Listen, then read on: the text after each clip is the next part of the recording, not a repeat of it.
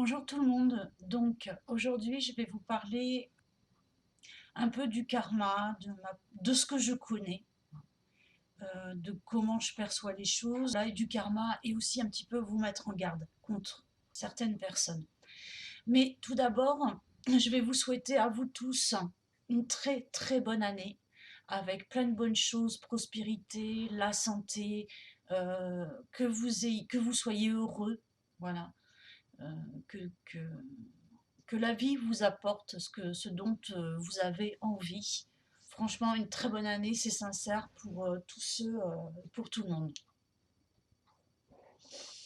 Et alors, la deuxième chose que je voulais un peu éclaircir et qui m'a mise un petit peu en colère, c'est j'ai vu une vidéo il y a récemment d'une personne à qui j'étais abonnée. Du coup, je me suis désabonnée.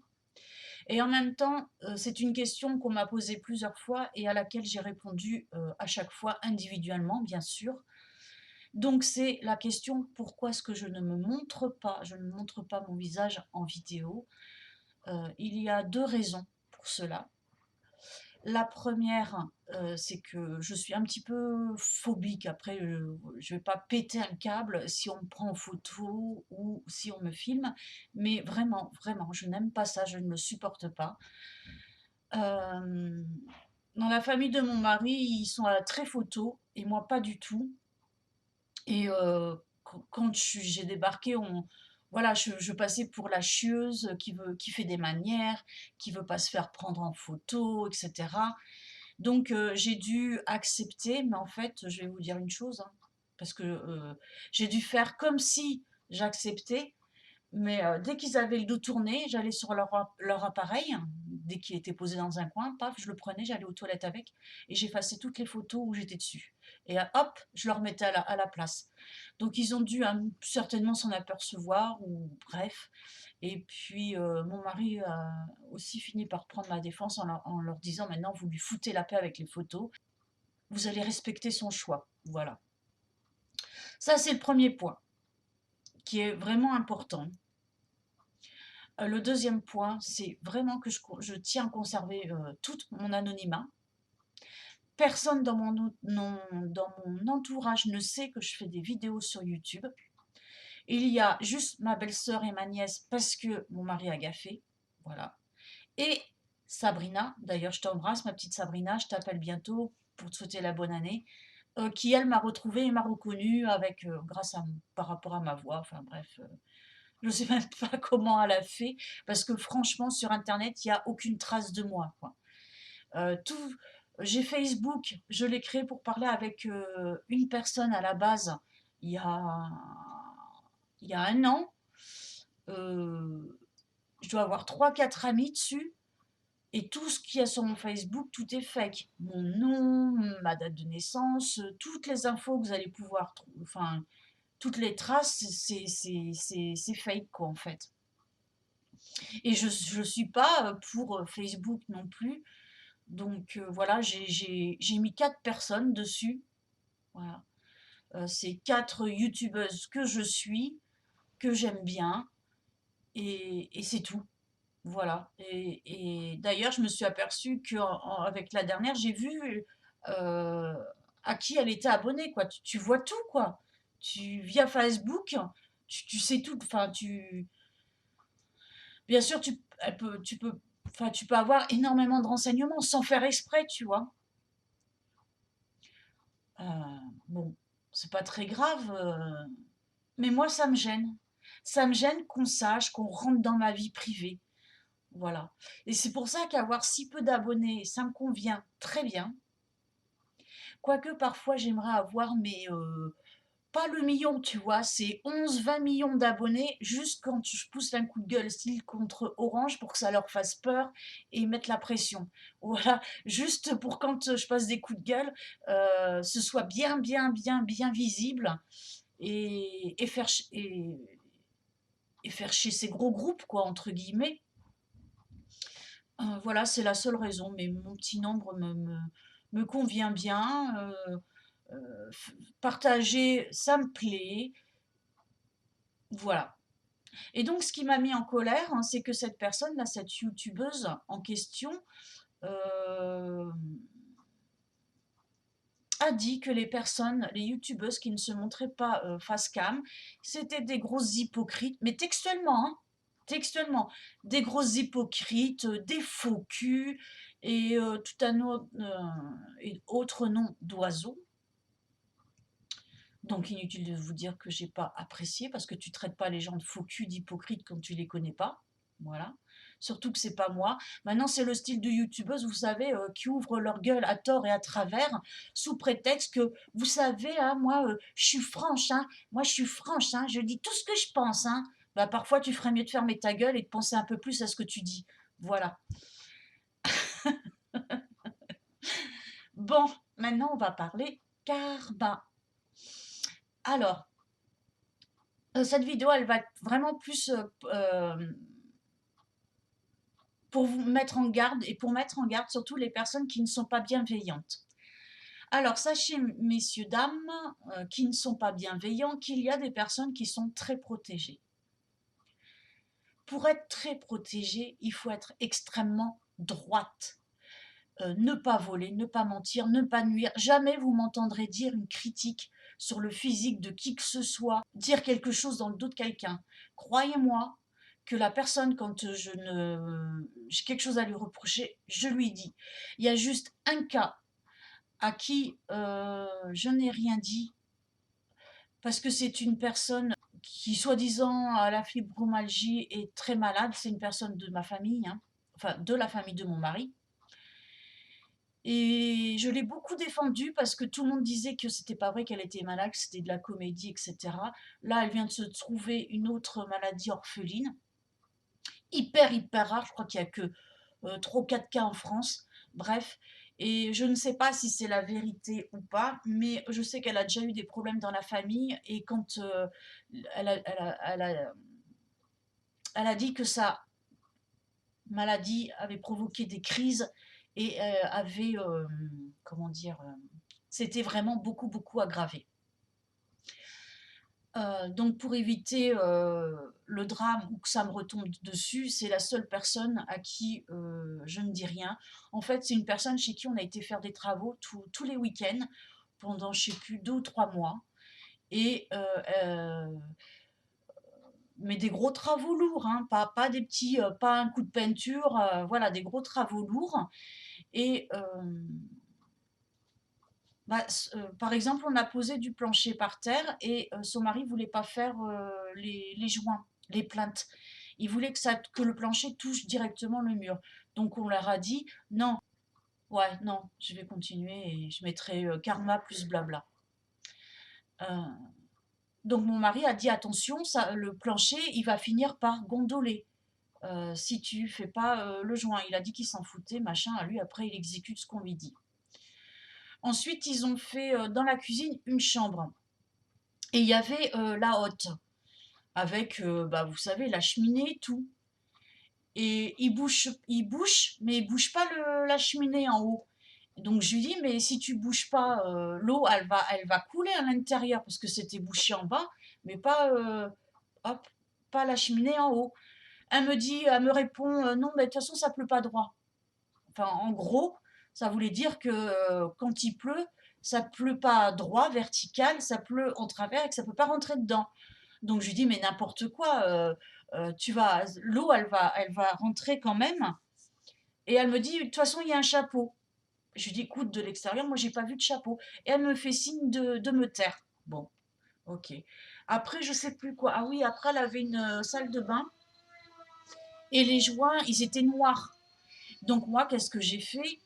Bah, j'ai pris de la javel et pure, hein, et à quatre pattes, en train de frotter les joints, de laisser les joints pour les blanchir et tout. Et j'ai réussi.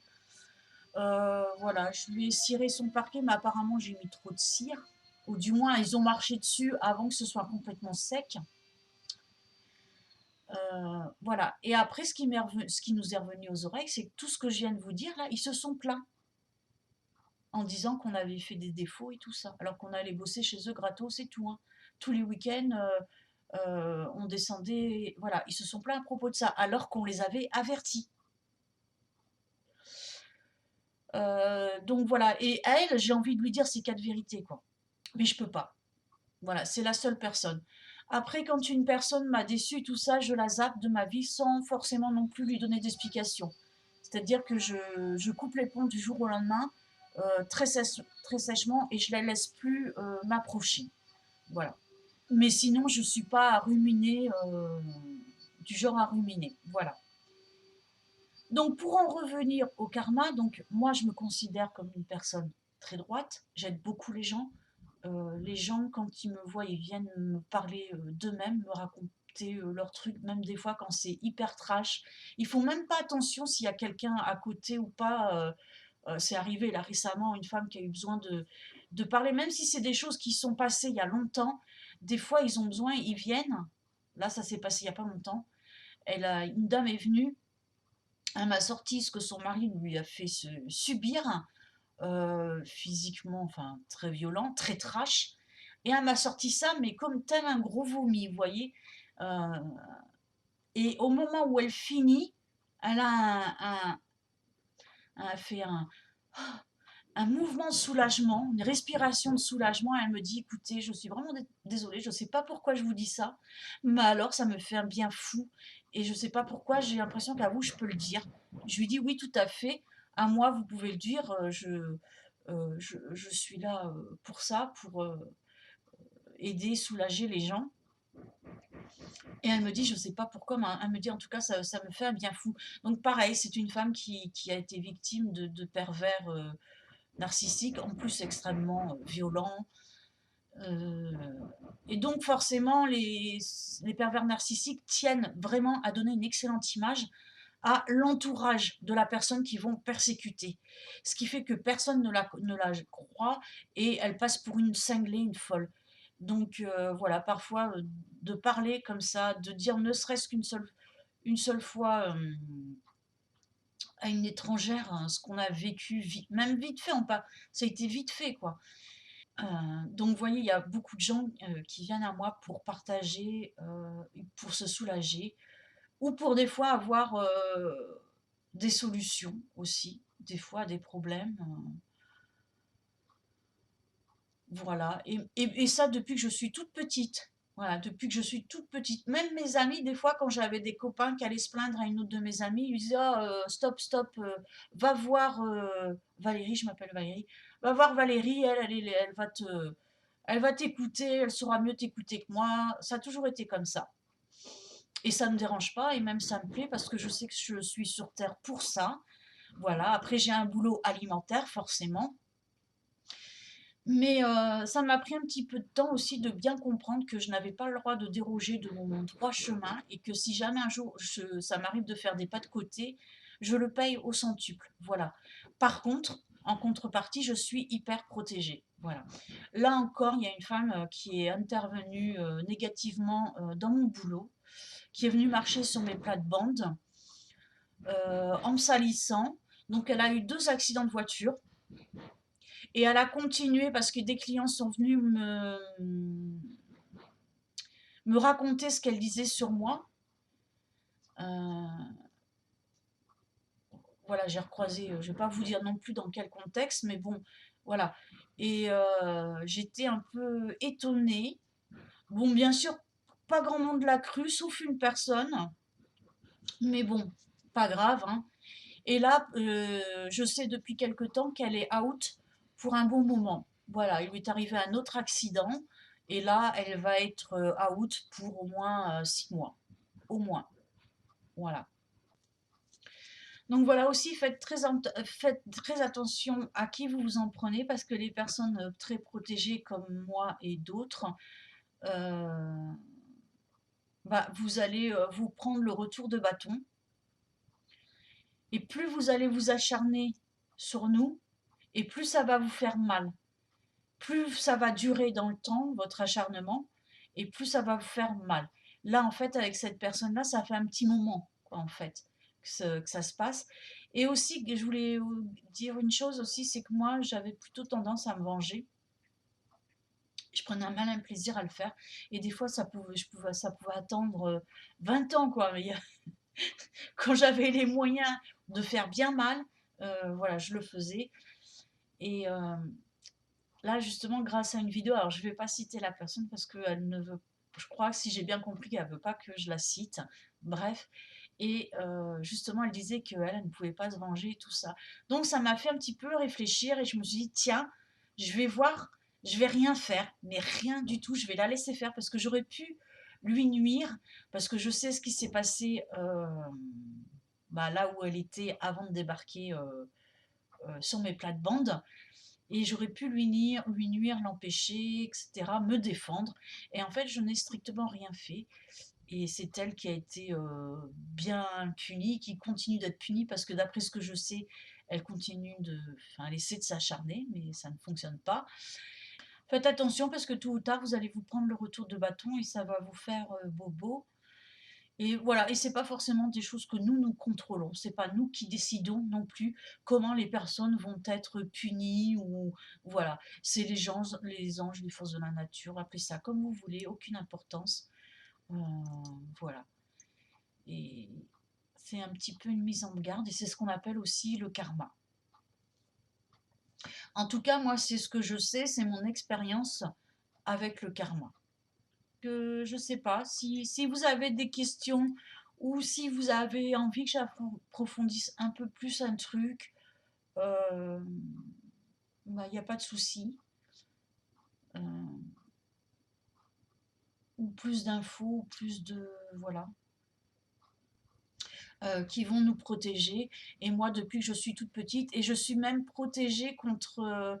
c'est pour ça que des fois, je discute avec des gens qui reçoivent des mauvais messages ou des gens qui les insultent.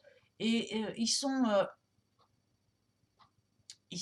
bah, tristes, hein, forcément, de recevoir des mauvais commentaires. Et c'est pour ça, Sabrina, tu me demandais si j'en avais. Bah écoute, j'en ai pas tant que ça, des mauvais commentaires, hein. J'en ai. Et encore, ils sont pas insultants. Des fois, des personnes en colère qui m'accusent de faire des partenariats, alors que c'est faux. Je vais faire encore une autre petite parenthèse. C'est pas avec le peu de vues que j'ai qu'on va me demander des partenariats. Des partenariats, j'ai eu beaucoup de demandes au début de ma chaîne, quand je faisais 4, 5, 6, 7, 8 000 vues sur mes vidéos, par Amazon, par beaucoup de sites chinois et Amazon, pour du make-up, j'ai eu des lampes de bureau, j'ai eu du matériel informatique, mais j'avais demandé à mon mari, il m'a dit non, c'est de la merde, donc j'avais pas accepté. Et vous m'avez jamais vu faire un partenariat. Je n'ai jamais accepté un partenariat. Voilà, déjà parce que je commande hein, sur Amazon, mais je ne suis pas fan par rapport à l'arnaque qu'ils font là, de vous obliger à souscrire à Amazon Premium. On est toujours obligé de vérifier, etc. Et puis parce que je trouve tout sur AliExpress moins cher, voilà, tout simplement, et que je suis très satisfaite de AliExpress. Même AliExpress, il m'avait envoyé un message où je devais mettre des liens spéciaux. Vous savez, quand je donne les noms des articles, c'est un lien qu'il faut mettre directement dans la barre de recherche qui vous est attribuée. J'ai jamais accepté de le faire parce que personnellement, ça me saoule. Moi, quand je regarde une vidéo, déjà, ah oui, déjà quand je regarde une vidéo AliExpress, il me faut qu'il y ait les liens en dessous, que s'il y a quelque chose qui me plaît, je clique et hop, je vais dessus, je vais me le mettre dans mon panier ou en- dans la liste d'envie, voilà. Si je dois copier le lien et aller le mettre bah, voilà, en barre d'infos, bon, ça me saoule un peu. Après, je le fais, après, je comprends que certaines le fassent, hein. Pourquoi pas faire des partenariats avec AliExpress hein, de cette manière-là. Bon, ça me dérange absolument pas. Mais bon, moi, j'avais refusé de le faire. Et voilà. Et toutes celles qui font des hauls AliExpress et qui mettent pas les liens, ça aussi, je les zappe, je la regarde pas parce que ben, moi, quand je regarde ou quand on me regarde un haul AliExpress, c'est voilà, pour voir effectivement ce que j'ai acheté, mais si aussi ça peut les intéresser, elles n'ont pas à chercher, tu vois. Je donne le prix, je donne tout, quoi. Donc non, je n'ai pas de message méchant. Je pense aussi que même si j'en avais, ben en fait, je m'en foutrais. Et c'est ça aussi. Il y a des femmes, enfin, je discutais avec une, elle me dit, mais comment ça, comment tu peux t'en foutre si quelqu'un vient t'insulter et tout? Et alors, là, je vais aborder un autre truc hyper privé, c'est que depuis que je suis née, j'ai cessé ça à l'âge de 12 ans, ou 11 ans, je sais, ou 10 ans, je sais plus. En tout cas, je crois que j'étais en CM2. Euh, vous savez, vous avez des enfants qui font venir dans des amis imaginaires, mais moi, non. Moi, j'allais. Alors, tout le monde dit que c'est un monde imaginaire. Pour moi, c'est un monde parallèle. Ouais, pour moi, c'est un monde parallèle parce que c'était bien réel ce que je vivais là-bas, ce qu'on m'inculquait euh, et tout l'amour que je recevais. Euh, et en fait, c'est là où je me suis aperçue il y a peu de temps, bah, suite à la question que m'avait posée une de mes nièces, c'est je suis quelqu'un qui a soif de liberté. J'ai soif d'une très très grande liberté. Euh, Jeune, quand j'étais interne, je rêvais que je prenais l'avion et en une demi-heure, j'étais aux États-Unis ou en Russie. Voilà, je faisais le mur du dortoir, j'allais à l'aéroport qui était forcément à même pas 5 minutes, je prenais l'avion, j'allais voir des amis un peu partout dans le monde et je revenais vers 6 heures du matin me recoucher et faire ma journée à l'école. Voilà, ça c'était un truc que je faisais souvent. Après, je rêvais souvent que je partais à l'étranger, dans les pays chauds, que je vivais sur une plage déserte. Enfin bref, j'ai voilà, toujours eu besoin de grande liberté. C'est pour ça que même si j'ai eu croisé des personnages pervers narcissiques, manipulateurs ou même des gens jaloux qui voulaient avoir une emprise pour moi, bah, je m'enfuyais toujours. Ils n'ont jamais, ils ne peuvent pas avoir d'emprise sur moi parce que j'ai une trop grande soif de liberté.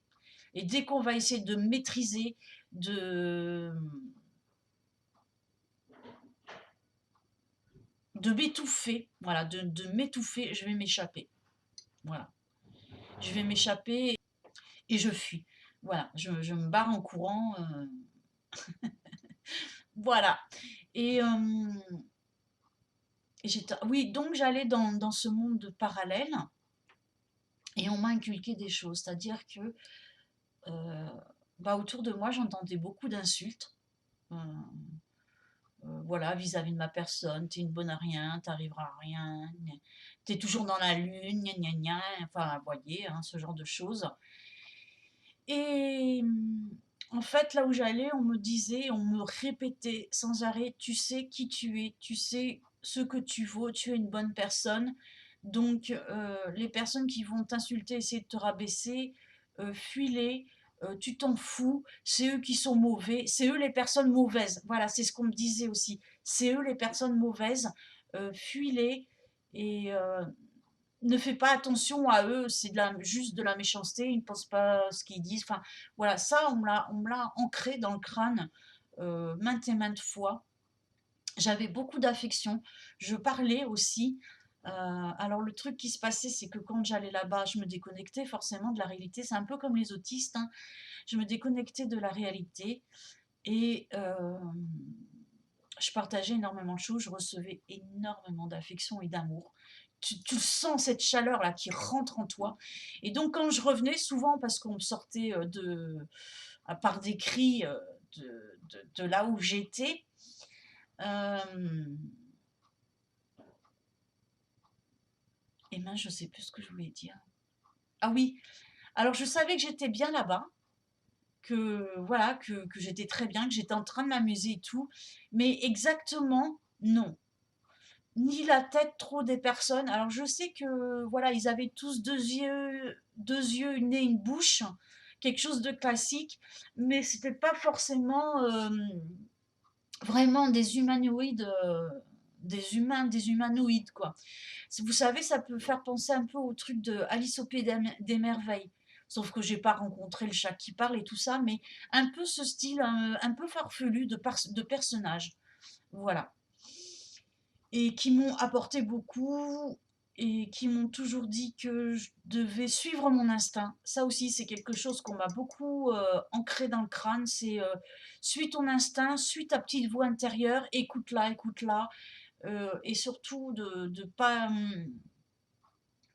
de pas faire attention si jamais on m'insultait ou si, voilà, que souvent c'était des gens, très malheureux, mal dans leur peau et que je devais passer outre et c'est pour ça que c'est tellement ancré en moi que maintenant il y a si une personne m'insulte, mais je m'en fous, quoi. Mais royalement. Ça me fait rien, ça me touche pas. Je alors c'est ça les personnes, ils arrivent pas à comprendre. Je dis: «Mais moi je sais ce que je vaux, il faut que tu te dises ça». Ils me disent: «Bah oui, mais c'est ce que je me dis, mais ça me touche quand même». Et je lui dis: «Bah décide que ça ne te touchera plus». Voilà, tout est aussi une question de décision dans la vie. Décide de. Et, ce monde-là où j'allais, j'ai dû refermer la porte à mon grand regret parce que personne n'a su m'aiguiller ou me dire comment faire. Mais le gros problème, c'est que je me déconnectais sans le vouloir et sans arrêt.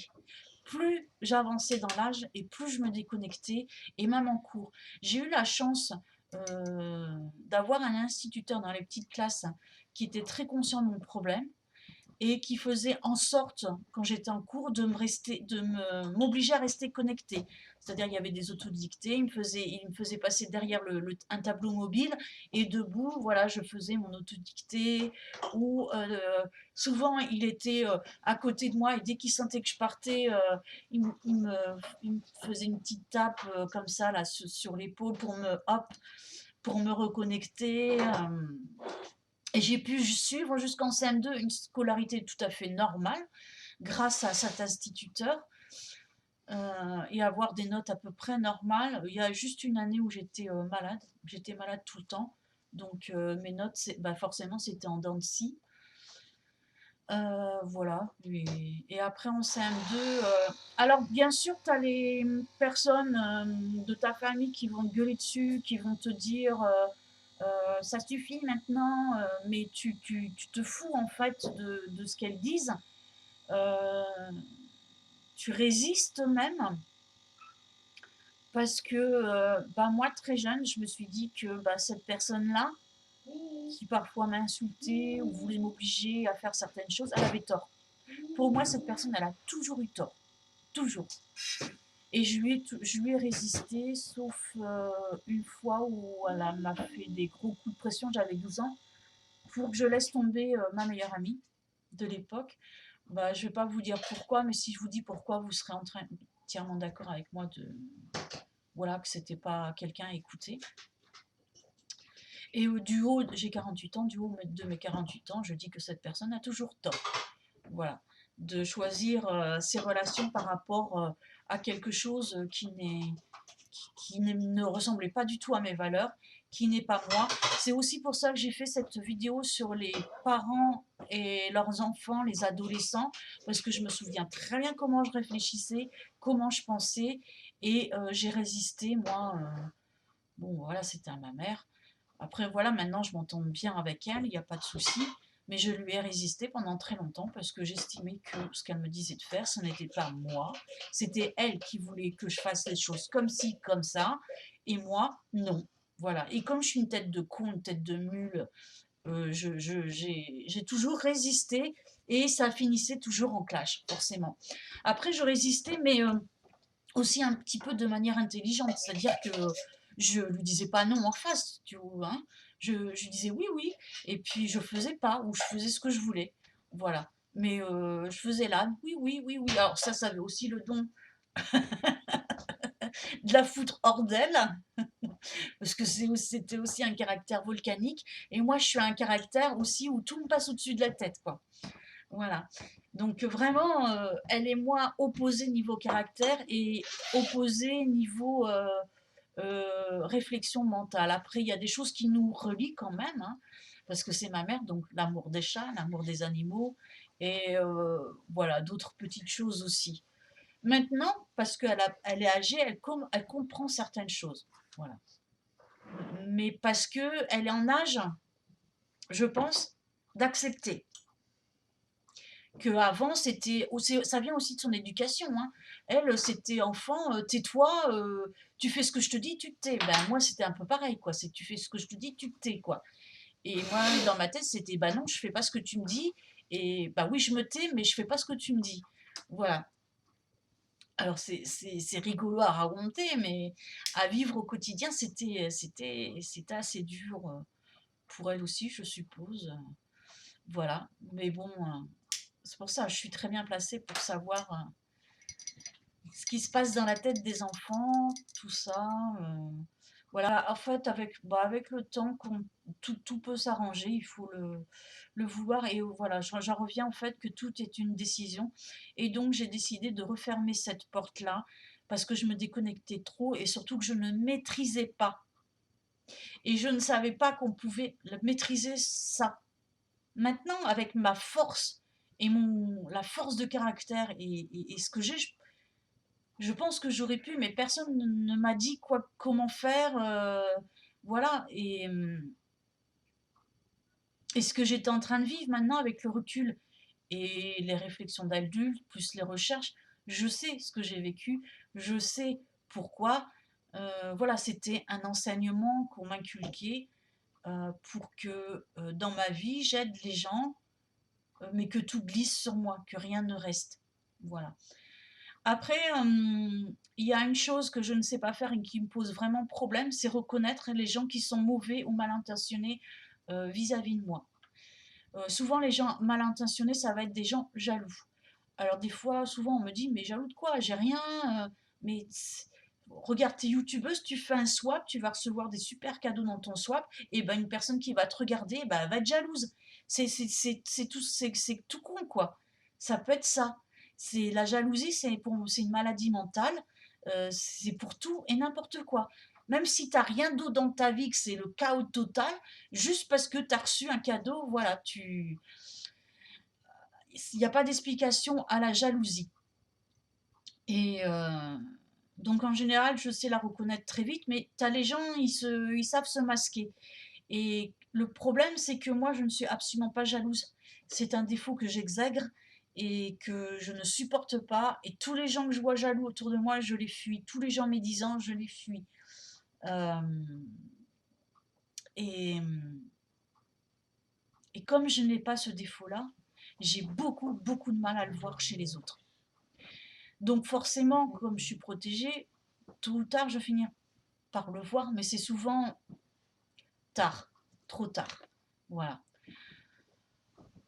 Bon, après, ça me porte pas spécialement préjudice, sauf que au niveau trahison, bah, un petit peu comme tout le monde, je suis blindée. Maintenant, ça me passe au-dessus de la tête, je m'en fous. Je me dis toujours la chose suivante, et c'est celle aussi que je répète toujours aux gens quand ils sont fait avoir. Écoute, toi, tu n'as rien à te reprocher, tu as fait ce qu'il fallait. Ton karma reste intact. Pour moi, c'est important de rester propre, quoi. De d'avoir un karma plutôt clean, quoi.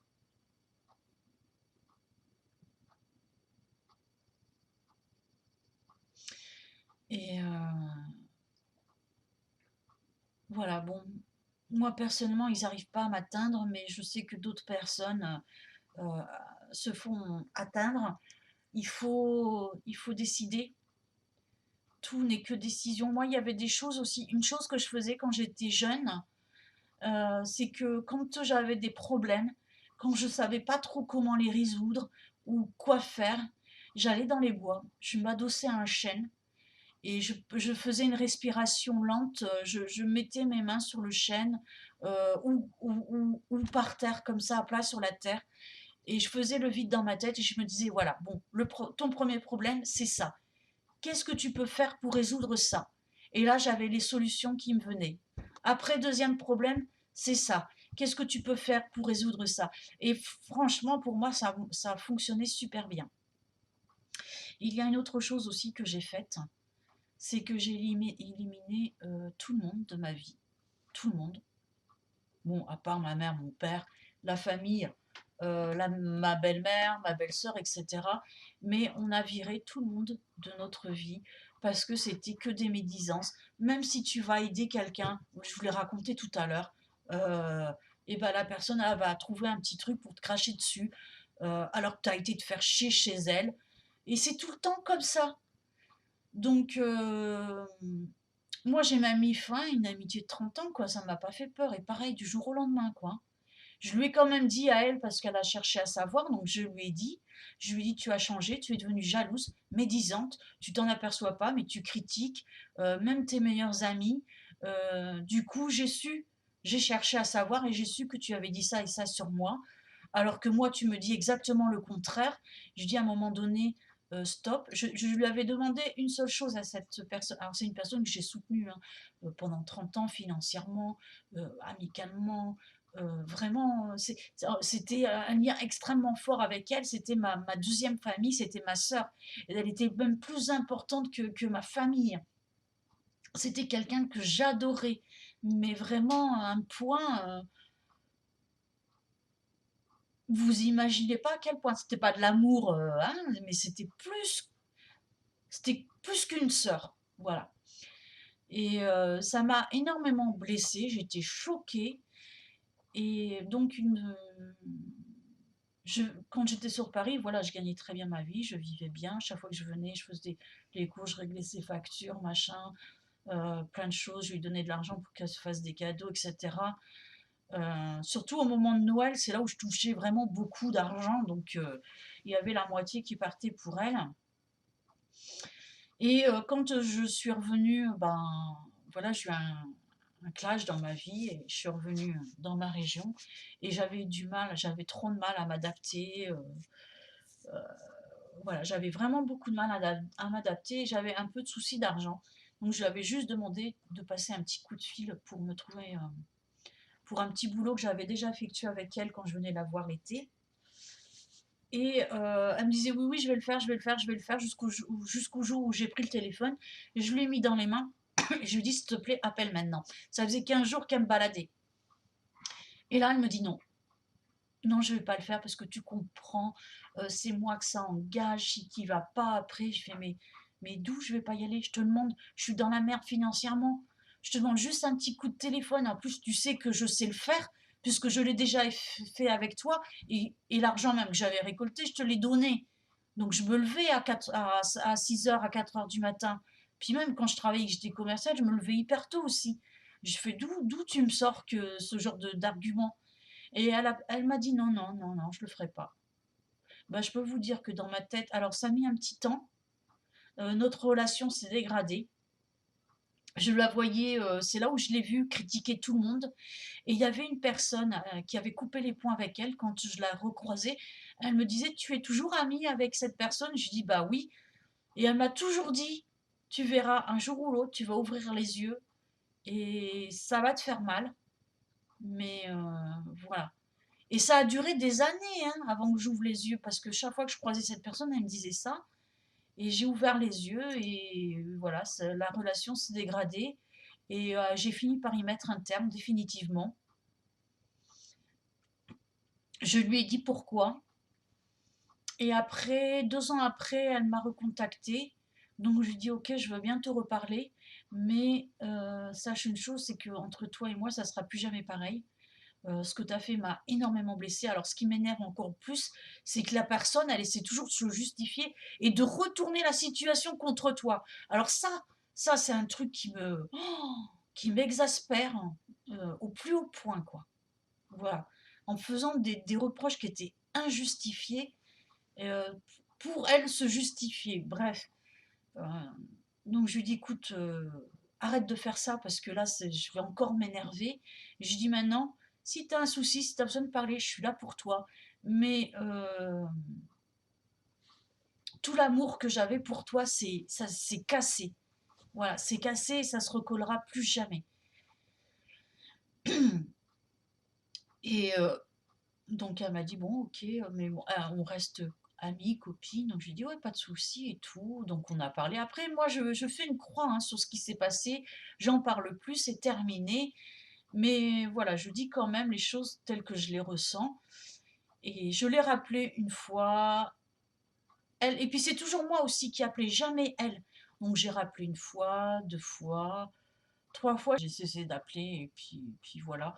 Et en fait, à la suite de ça, j'ai coupé les ponts un petit peu avec tout le monde. Et bizarrement, ma vie va très très très bien.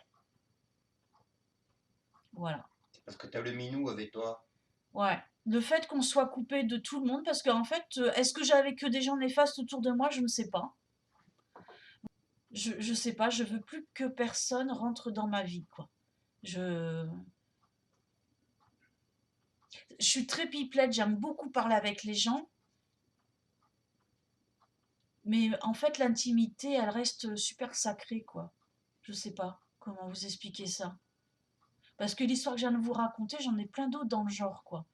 Mais celle-là, c'est celle qui m'a fait du mal. Les autres ne m'ont pas fait de mal parce que, comme je vous l'ai dit, tout glisse sur moi. Mais là, quand vous y attendez vraiment pas de la part de votre âme sœur, votre sœur, quoi. Bon, et en fait, bah voilà, quoi. Je suis protégée, mais je me suis coupée de tout le monde pour continuer à me protéger. Et bizarrement, tout va bien. Tout va bien dans ma vie. Voilà. C'est pour ça, je te disais, Sabrina, coupe les points avec les gens néfastes, quoi. Cherche pas à comprendre. Tu le sais, tu le vois. Et donc voilà, je pense que je sais pas si vous avez des questions ou si vous avez envie que j'approfondisse un peu plus un truc, euh, bah, il n'y a pas de souci. Euh, ou plus d'infos, ou plus de voilà. C'est avec grand plaisir que je communiquerai, que je communique sur ce sujet-là.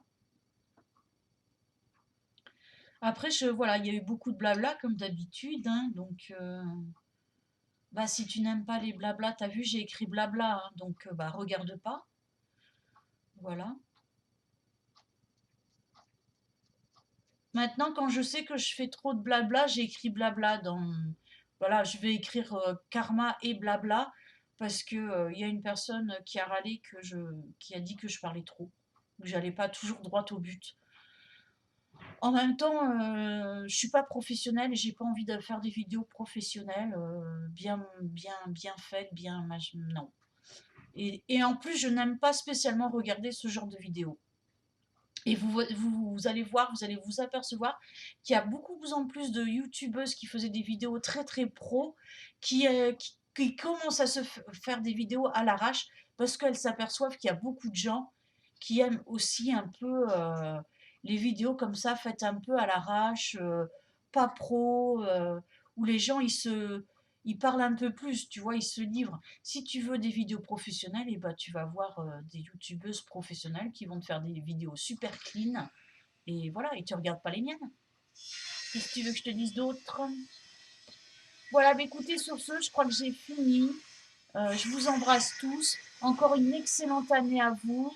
Plein de bonnes choses, plein de bisous, plein de bonheur. Voilà, à très bientôt.